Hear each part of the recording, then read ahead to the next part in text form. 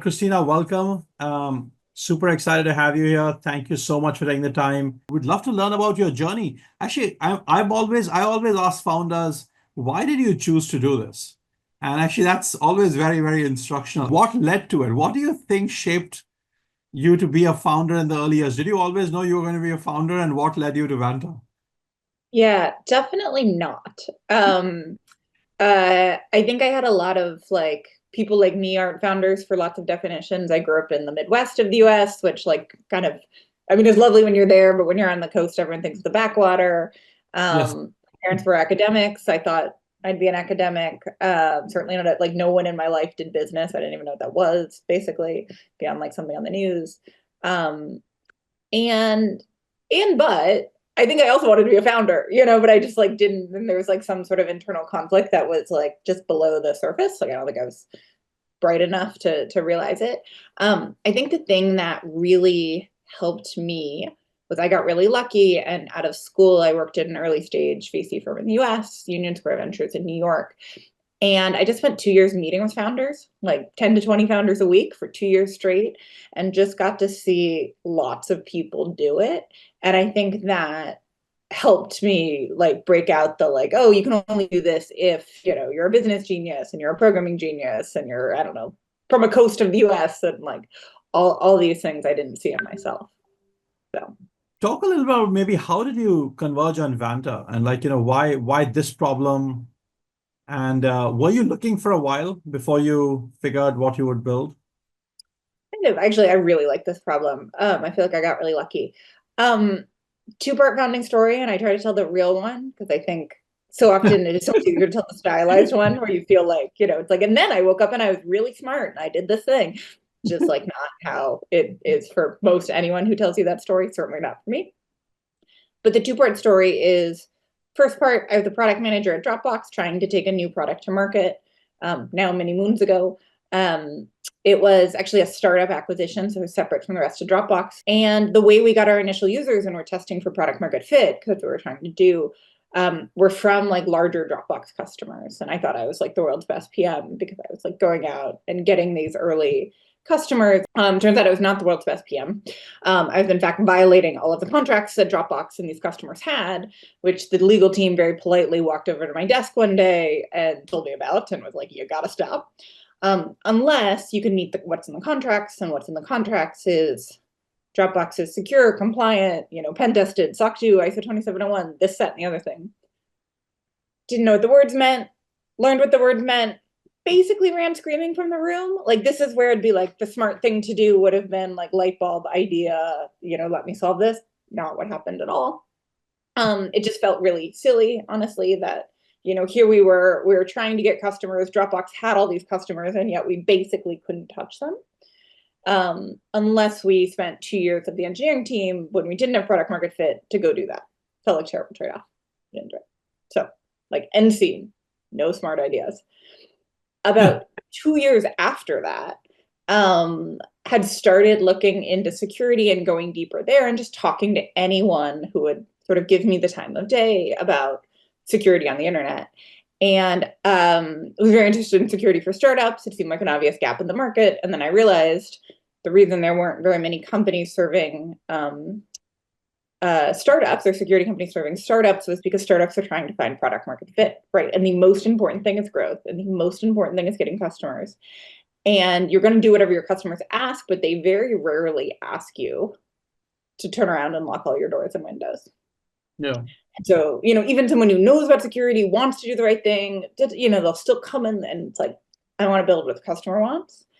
And that is generally not security until they say and then they might say security, but really they're going to say compliance, or really they're going to send you a security questionnaire or SOC, or ask you for a SOC 2. And then a bunch of security practices can get implemented.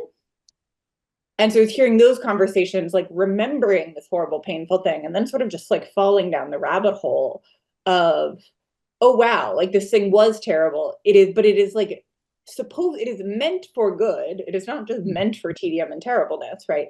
It is meant to have a company kind of build out a baseline security posture, have a third party independent come in and verify that. Everybody trusts the third party. We all go along with our days. Like, great system in theory. It was just the practice of how all those steps worked seemed totally stuck in the 1980s. So that was really the origin of it. Actually, it's very interesting. One thing that I remember from the early days, Mike Munich used to always say, and you have just done it without realizing it. He used to always say, good founders can articulate it very clearly. Um, and I never thought of the compliance and the security the same way you articulate. This is very, very good. And then, by the way, so last night I was doing some research and I found something very interesting. It said basically that you did a bunch of manual compliance and security work before actually starting to build. And that's very unusual. You want to talk about that? Because, I feel a lot of founders, they realize after building for a while that nobody wants it, or that, they really want it a little bit different than what I built. And it seems like your customer discovery journey was quite extensive in a way and very manual at first. So maybe double click on that, please, a little bit. For sure. And it was all purposeful, again, not because I'm smart, because I had just for years prior to Vanta spent time building things that no one wanted. And so it is actually this experience of, having the hubris of like, am I the world's best engineer? Definitely not. But I can kind of like hack and prototype what I want. And so like, that's not, and I enjoy it, right? But like, that's not the blocker. The blocker, and I'll like enjoy it as I'm doing it.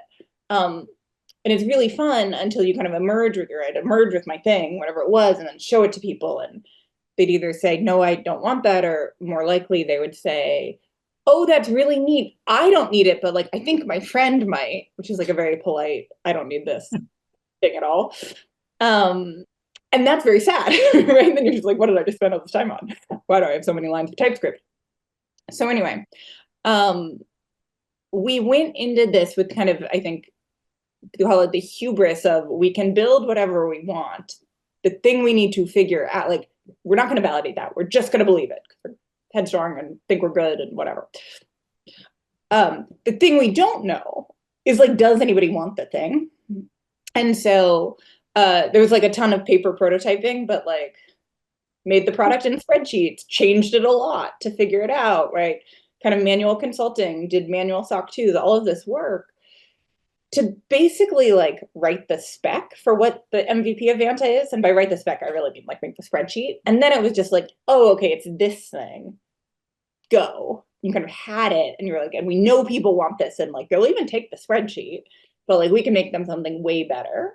But again, the idea of like, even if you're a great engineer, it's easier to change a spreadsheet than it is to change lines of code. Yeah. And how long was that exercise? And did you have customers during that time period? And then how was the journey like once you were writing code and like, you guys had an MVP or whatever, what was the journey like then? Like, was it pretty easy to get the first 5, 10, 20 customers?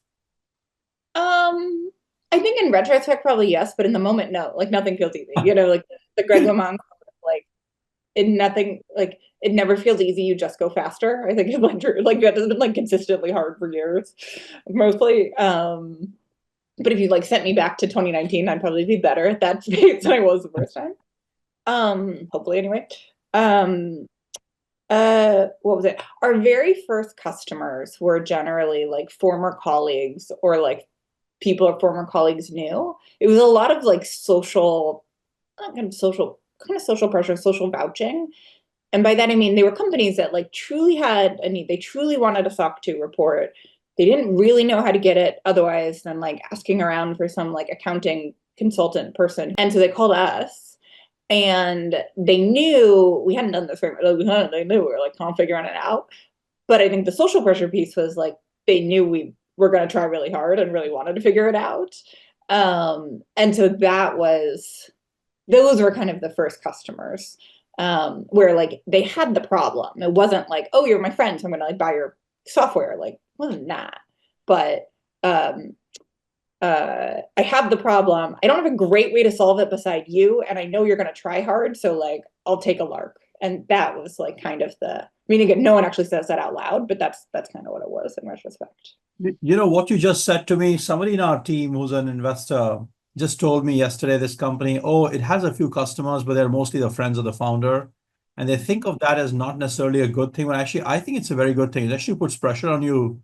Yes. To not let people down. You have friends and relationships at stake. Yes. Yeah. I mean, like, yes, they knew where we lived. Yes. Yeah, you can't let them down. So like you're gonna work extra hard and be super committed. Yep. And they have the ability to influence you. So you're gonna also you trust them, so you're gonna listen to their feedback pretty intently. Culture. Um, it's very interesting. Some of these things that people think are like sort of not scalable or not good because your relationships will tap out. But again, actually, these are actually counterintuitively quite valuable in the early days. Yeah. Um, Because I do think in the early days, to something you just said, like, and actually part of why we started with startups rather than enterprises, um, was because we were optimizing for product feedback. And you're yes. like, right, we don't have product market fit yet. We think we know what we're building, a spreadsheet thing, but like we don't actually know. And we know we don't actually know. So we just need like constant feedback. Like the feedback is oxygen and it needs to come quickly or we will not be able to breathe and that will be very bad. And like an enterprise, deal cycle or feedback cycle, like there's no oxygen there. Whereas a startup, like you can get them in a Slack channel, you can get them on WhatsApp, whatever it is, and like chitter chatter back and forth, and like ask questions and do all of that. People underappreciate the power of like the early days of learning. And I feel like too many startups get locked in too quickly into what they're going to do. And then they don't stay open-minded enough to listen enough. So look, in 2019, you were at the early days. You're already a pretty big company, so you've blitzscaled this now, like in the last 4 or 5 years. And I think you've been more internationally focused, if I'm not wrong, than most startups at your scale. So talk a little bit about how's the scaling journey been? And then one other question I have for you is, and this is something I personally am tormented by this question. And I feel like there is one philosophy of building, which is just go fast, like you go fast the whole time. Like you can't go fast enough, just go fast. And then the other philosophy of building, which is like, hey, it's not about how hard you fight the battle, but which battles you choose. So be very strategic and take your time and build what will have a very low path of friction. And I'm curious, how do you think Vanta's journey has looked? And so one question is that. The second question is talk a little bit about team building, scaling, and then how you've thought about sort of the last 4 or 5 years of how's the scaling journey been? Yeah, I think on the for like the cut many times or like measure 5 times, cut once, sort of that piece. I'm actually of the cut 5 times mindset. Early Vanta was very measure 5 times, cut once. And you kind of get it in like even this early story of like you did these paper prototypes, you did this consulting, you did all this weird stuff, had to like make sure you were right, and then you cut once and coded. That was early Vanta culture, and there were parts of it that were really great, and there were parts of it that were like bike shedding and slow. And we sort of got away with it for a couple years because we were doing a new thing. We were the only ones doing it. And so that was that. And then kind of 2021 hit and everyone decided to start a Vanta knockoff, which was fun for everyone involved. And like kind of, they're kind of 3 years late to the game, but the playbook, which was really good actually, was commoditize the demo, work on commoditizing the product, but that takes a little bit longer, but actually not as long as we thought. Give the same demo and then say, hey, yeah, prospect, the products are the same, but we're half the price. Like, what are you going to choose? And be like, we built this in 3 months and Vanta's been 3 years and they're slow. And we were kind of slow. Like some of that was like, you didn't actually build it in 3 months, but some of that was like, we Yeah. were kind of slow. And so the, many thoughts on competitive dynamics and competitive selling, but I think one of like the deep things it taught me is part of why we like software and it's so dynamic is it so dynamic and you're only as good as the last thing you shipped. And that is also brutal because you're like, wait, but the 3 years before of my hard work, does it matter anymore? No, like, no, it got you here and that's great. And now it's what did you do for me lately and what did you do for me today? And that's great and terrible, those customer expectations. But that's reality too. And so it kind of took a bit, like 21, but like coming like mid 22, certainly, it's like Vanta started to get it, like really get our feet under ourselves. And it was just like it's like kind of maybe the analogy, it's like make 5 small cuts to figure out what you're doing and then go. Right. So it's not kind of like go run around in every direction like a headless chicken, but many small things compound and pace matters. And pace is a lot easier when you're doing small things than when you're doing these giant projects and you're trying to get them right the first time. And so and I think, kind of like Joe, I sort of hate the word strategy, and like it's both very real and very meaningful. And I think it's one of those words when you use or you ask someone to make a strategy, everyone just like freezes a bit. You're like, wait, can I do a strategy? Like, is this good enough? Is this a real strategy? Is it a good strategy? When you're like looking for a plan, basically, and a plan with a rationale. And if you ask for that, that seems like way more tractable. And it like a lot more room to like, okay, let me try a couple things and then be like, oh no, this is the direction I go. This makes sense, right? And that has become much more of Vanta today versus again, early Vanta, which was like, let me go do a bunch of research and write a book report. You would write these like 5 to like 15-page documents, book reports on a topic to try to get to the right answer. And sometimes we would, but often we wouldn't. And we'd take a bunch of time and effort doing that. And that was kind of painful for everyone involved, including our customers. It looks like you got like this real rhythm and like sort of call it velocity of shipping and other things like going after competition kicked in. And then I'm guessing you guys were paranoid saying, hey, we created this category. Now all these people are trying to undercut on price and Yep. offer, maybe 80% or 60% product. And, but the demos look just as good and the Yep. designers can be hired cheaply and so on. Yep. All of that. All of that. And, I think there's a part where like, I don't know if it felt unfair or like unfair or what do you do, but like it doesn't, there's kind of no fair or unfair, right? Like there's no referees in capitalism, but actually, right? This is just like the way I think, or the only way we figured out to respond is like ship better, like satisfy customers better, more, faster. And do that today. It doesn't matter if you're good. It kind of matters if you did last month, but mostly doesn't. Yeah, this thing you said about software being so brutal that, what you did in the past may not matter. It's a pretty interesting view. Um, I think that is general, or like network effects are real in software, but they're very rare and they tend not to come quickly. And so, in the first couple of years of a company, certainly, or a SaaS company, yeah, you're not say, going to see it. You're not going to I see think, it. I don't think any like the network effects few and far between. Yes, I agree with that, especially in like enterprise software. And Yeah. then unless the product itself somehow lends itself to like collaboration or like, Yep. um, many, many different stakeholders on it and so on. So Right. You're scaling journey, how's the team built out for you? And mm, how did that go? um, I'm trying to think of like a pithy answer. Get better at it all over time. Always wish you were better How at it in many the hiring mistakes? What percentage of CXO hires or like senior hires didn't work? we had lots of customers coming in, more than we could deal with, which is not a real statement, and try to have some self-awareness of this. But just like the lived experience was everything's on fire. We're all headless chickens. We're like running around and trying really hard. Also, it's deep COVID. It's like 2020, and so there's just like all the emotions and like all the uncertainty and all of that. And so, in some ways, the answer is zero of those. Kind of one is the answer. And Okay. it's not like people worked really Well, hard and tried really hard. We were just kind of well, you like, had so much growth. You had so much growth. That was probably highly exhilarating. And everybody looks successful when there's so much growth. And so they're just working intensely, and that's quite a bonding experience, I everyone was think. working really hard, and some things worked and some things didn't, And, like the customers were growing, the people at Vanta were growing, not quite, in some ways, not as quickly as we needed them to, in some ways, like too quickly for people's management capacity. Um, it would like it was a I don't know new company every month and a half sort of feeling. It was just kind of pure chaos, and we definitely have a good chunk of folks from that era still at Vanta, but they are not heads of functions, save for like one or two examples. Awesome. One of the things I really struggled with, well, two things I really struggled with. One was like, it's not, someone's growth trajectory can be like quite good, but when the business is doing this, like their growth trajectory is just too slow and it gets worse Right. every single day.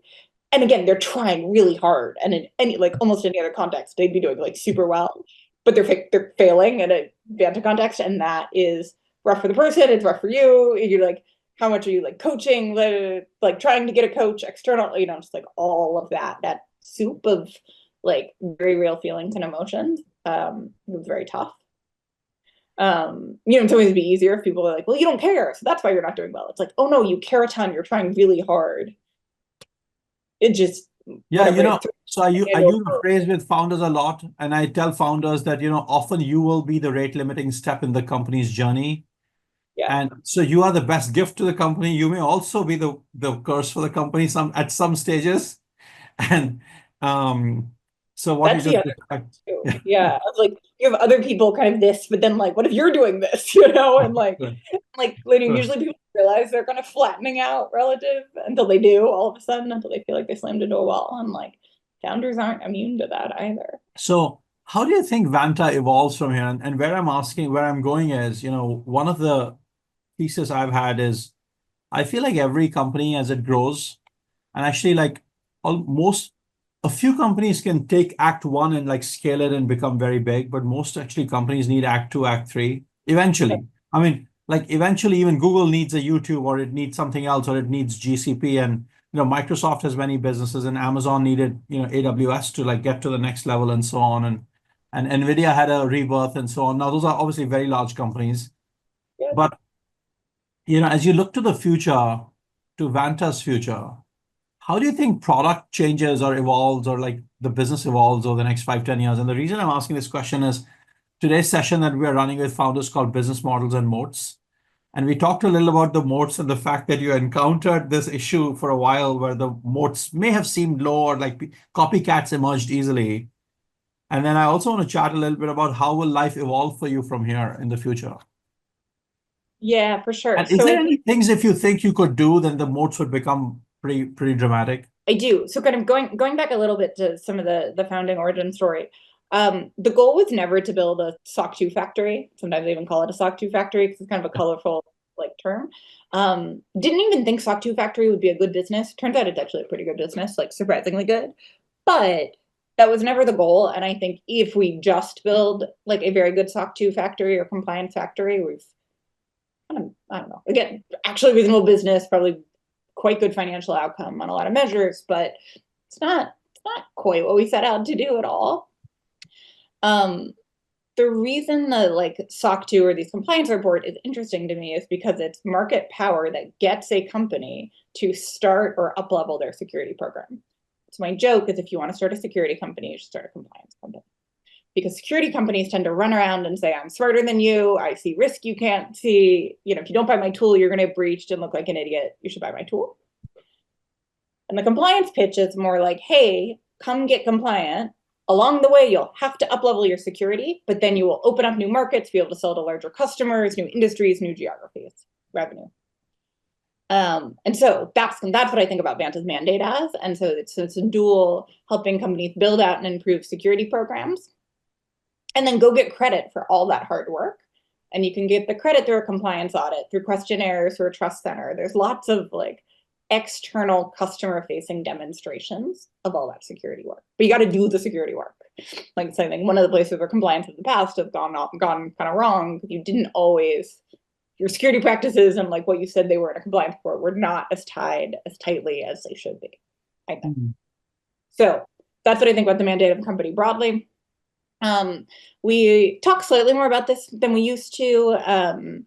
Can get into kind of like how we think about that transition if anyone's interested, but kind of going forward, like yes, there will always be this compliance piece and this GRC piece, and there's lots to do there as we think about different geos and we think about upmarket, beyond just startups or SMBs or even lower mid market.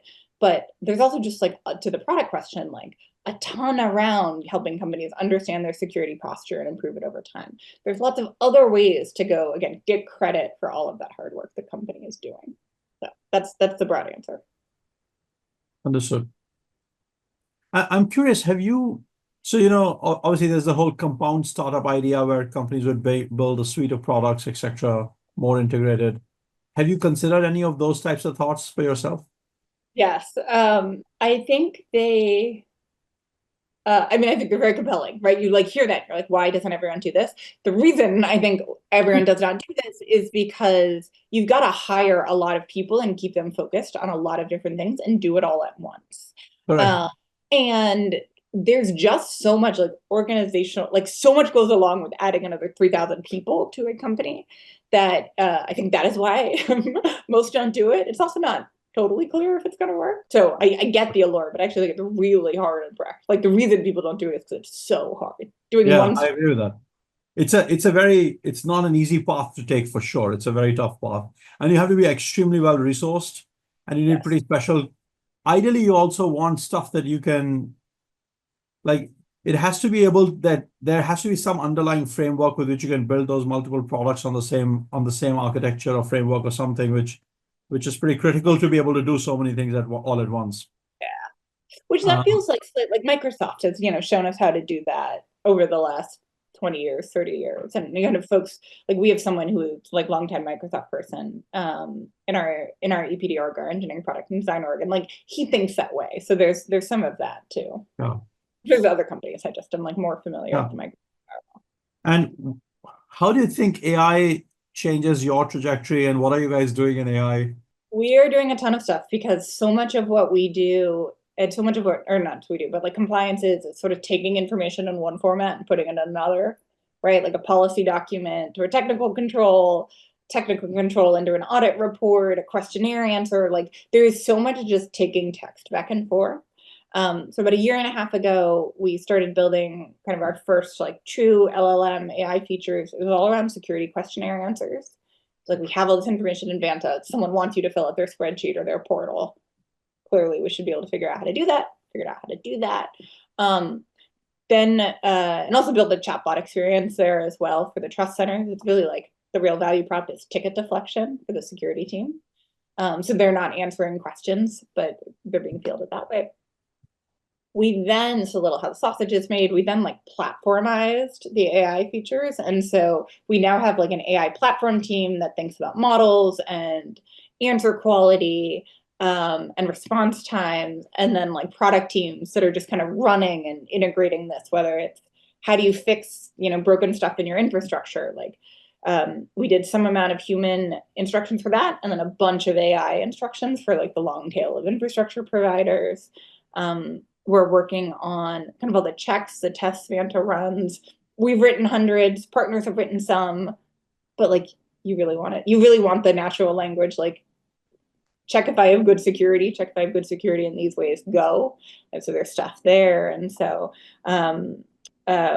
we do not have and will not have an AI feature, but the idea is like most of Vanta should in fact be AI powered over time. So that's a product answer. And then we also do stuff on the new kind of emerging AI regulation and your like ISO 2701 or like NIST AI RMF in the US. It is unclear how much those things will matter, especially in the US, actually, maybe more so in Europe, but Yeah, no, very, very interesting. Do you have, by the way, I'm curious, you don't have any AI for SKUs, separate SKUs that you created. You are just using AI as an enabler to automate, to drive automation, to improve the user experience. I'm guessing onboarding, things yep, like more yep, driving more and more automation, which is actually exactly. one of the questions I see on the chat is Vanta's positioning started off laser focused on SOC 2. Over time, it became broader compliance automation, it says on the website at least. And True how do you story. decide when's the right time to become broader? And how did you that change the day to day for your sales marketing team, if at all? That's a good question. And it's funny to think back. So we did this we went from SOC 2 to ISO 2701 and HIPAA or our second and third standards. That felt like this big crazy thing. In retrospect, now we're like those, we just lumped them all together. But at the time they were super different. So like spring 21, marketing was really excited because they're like, oh, now there's more still, like we have these different products. Again, it turned out it was actually all kind of the same product, but marketing was very excited. Sales was more apprehensive.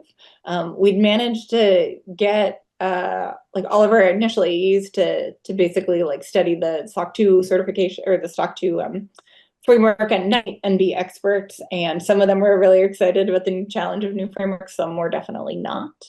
I think probably overall, the reason we did it then was because customers were asking for it and saying, hey, or like trying to use what we had for these other standards that wasn't working very well. I was honestly personally worried that someone was going to make, Vanta, but for ISO, and you're like, that should be us. And yeah, at the time it felt like this big switch. And in retrospect, those weren't even extra products. They weren't additional products. We just thought they were. Awesome. let me open up for questions. Yeah, actually, this is a good question on PMF, Rajan. Thank you. When did you know, Christina, that Vanta had PMF? I mean, I do subscribe, again, having worked on many things that did not have product market fit. You know when you have it, and if you're wondering whether you do, you don't. And you don't. It This is is what just, I know. Yes. it is a like, you have too many customers, there's too many things going on, like everything is broken, and yet somehow it's working. Like early Vanta product, deeply terrible. I mean, I feel like I say this because I made it, like not good. I mean, it was not good, except it helped people achieve the outcome they wanted.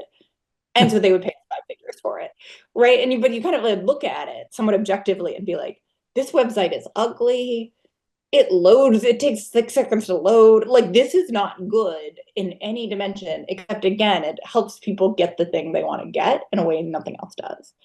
And so, I do think the expression of like products are pulled, the market is pulling it out of you or out of the company is also very true. That's like, again, if you haven't experienced it, you're like, what is she talking about? But like, I promise that is like truly the lived experience. Um, all sorts of funny stories like in 2019 for most of that year, you could log into app.vanta.com. That had a login screen if you had an account, but if you went to vanta.com, like the root page, it just had the company's name and it had a single email address. And that was it. No other words. And the email address is whatis@vanta.com. And there was Interesting. a time that summer when I was probably getting 1 to 2 emails a day via whatis@vanta.com. And the emails were basically, someone told me to check this out because I have this problem. Your website sucks. I can't even tell what it is. But will you email me back, please? Right? And there are just these signs where you're like, that shouldn't happen. Like this is way better than it should. And that is what product market fit feels like. When I say like everything is busted and yet it still works. Truly. Okay, we have one more question. Your thoughts on how to build defense around software companies when building software is increasingly becoming cheaper and faster? Yeah, what happens? Like everybody Yeah. can use all these tools and bots and like whatever co-pilots and copy software easily now. Yep. I'm quite sure somebody will build an AI which will just replicate a piece of software that already exists. Like go Yep. screen by screen and say, hey, here's your, direct to the Yep. website or like the enterprise software and I'll just build it for you again. Yeah. A couple thoughts. Okay. So one, I do believe all that was software. Uh, in this way, I think software building is easy and company building is hard. And Yeah. yes, we might have agents and orchestrating the agents and like there's leverage there, but I still think coordinating, like attracting, retaining, coordinating large groups of people and orienting them toward a mission, like that skill is really hard. And I say this as like I don't know how, good I am at it. Or it is something I like constantly working on, but I think that's just really hard. Probably it'll stay harder longer than software will stay hard. I think I do believe that. In the what's it called, Hamilton Helmer, like 5 powers or 7 power, however many powers framework. There's like a process power. It kind of feels like the fuzziest and the weakest of the powers, honestly. But I do actually think there's something real there, and that's basically again, it's just like hard to figure out how to do a thing and do it well and do it at scale and do it efficiently. And is that copyable? Yes, but again, it's hard. So I think there's stuff there. And then of course the holy grail is the network, is how do you have multiple users transacting on a marketplace or interacting on the same place in a way where if they start deviating, it's like not as fun. You can think about this in a like, I don't know, Airbnb marketplace or something, right? Or Instagram, social network, right? Like, yeah, I can go post my photos by myself, but like I will have less fun doing that. And so ways to build that into B2B software in a way that also solves a customer problem, not like I'm just going to glue a marketplace on because maybe it'll give me network effect. Well, it doesn't solve a customer problem, to state the obvious. But something there, I think, can be useful. Some of the procurement tools have this actually, or like a QuickBooks has that. Like it does exist in B2B.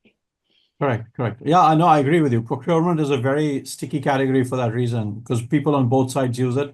Then the network effects are are insane. If you can achieve that, then the network effects are very strong.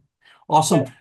Yep. Thoughts on globalization? You guys are now at some scale, and then how much are you global yet? And then do you think you're doing enough globally? Do you want to do more? Yeah, definitely want to do more. So we are at, call it, about a quarter of the business is outside the US. Um, we have real like people offices in London, Dublin, and Sydney so far. We started making that investment about 2.5 years ago or so. The reason we started doing it then was because about 15-17% of the business was outside of the US organically. You all know this better than I do, but the joke of like founders outside the US listen to the same founder podcasts as founders in the US. So like our marketing was just, more global than we intended or expected. And a SOC 2 is an American standard, but that doesn't mean American companies need it. It means companies that want to sell to American companies need it. And so that is vice versa with parts of Asia or the EU and ISO. So anyway, kind of all of that. Would love to do more. The way we think about it now that we have a handful of hubs and new geos is start to like attract new customers from the hub. And then once we have a customer base built up somewhere, Singapore, Japan, India, pick your place, then send a team like once we have customers there and focus that team actually on post sales, on customer success rather than on pre-sales, like the sales itself. No, that's a pretty good thought. All right, there's a question in early stage. What is your pricing philosophy? Optimize customer acquisition, capture full value you see you're delivering. Yeah. We landed somewhere in between. My pricing thoughts are you're going to get it wrong. Try to get it as right as you can because this stuff is sticky. To this day, we charge startups for Vanta, basically what we did back in 2019, 2018. On one hand, you're like, everything we've done, same price, inflation, kind of annoying. On the other hand, you're like, oh, there's lots of cheap copycats now, anyway, so glass is both half empty and half full, but there's just a huge stickiness to your like pricing metric, like however you're pricing and the ballpark dollar amount. So a little bit of buyer beware there. The way I thought about pricing in the early days was actually back to that spreadsheet. So did not charge the people who kind of got that spreadsheet, but did go back to them and say, hey, what is, if I were to charge you, what would be a reasonable price? What's an expensive price? And what would be a prohibitively expensive price? And basically on the expensive price, it was roughly 10K a year, 1K a month. And so that is what I priced at for early Vanta. And that is, again, what a startup roughly pays Vanta today. I think, certainly we're not optimizing for acquisition there, and both in the like price point and actually in the motion. Founders will put 10K on a credit card, US, very few others will. So that is like not a set it and forget it price. But in terms of full value, like the BATNA or like the alternative at the time was probably closer to like 100K. And so, where was full value? Probably more. I don't know, somewhere in between. Understood. And by the way, the journey up market to selling much bigger accounts and so on, how has that been for you? Yeah, it feels very good now. I think so in our marketing and in our sales, we split the product. On the technical level, we didn't. But the way I'd explain it is for like a founder, part of the value of Vanta is that it's very prescriptive and it tells you what to do. You can change some stuff, but like mostly you don't want to. Mostly if you're a founder, you're like, I don't really want to know all the nuances. Just tell me what to do and I'll do it. Yeah. Great for an early company. That is like anathema to a large company because a large company has someone whose job it is to decide what to do. And they don't want to be told by some dumb tool what to do. And so on a product perspective, that is customization on our front. So there's lots of customization of the controls and the tests and sort of the checks and that. And we realized, and we were trying to kind of say, hey, we have both of these things, but the message was getting confused. A startup would be like, I don't want all those knobs. I want the clear thing. A big company would say, you're not mature enough for me. And so we actually call them different products now. It is automated compliance for a founder. And it is a GRC, a governance, risk, and compliance tool for a larger company. And that move actually helped a lot. There are product differences, but it's it's a lot of feature gating, honestly. Like it's not like it's two things, but from an marketing and sales perspective, we talk about these as like two very different products. Because again, the customer expectations of different market segments are so different. Awesome, Christina. I'm inspired by your reflection and putting it all down because I feel like sometimes you know, the learning is much more accelerated when things are not working, and the learning is lesser when things are working. So, like, because you just assume that what's to learn, like it's all working, you're doing the right. So, um, it's been super refreshing, and I've loved the chat. Thank you so much. Of course, thank you so much for having me.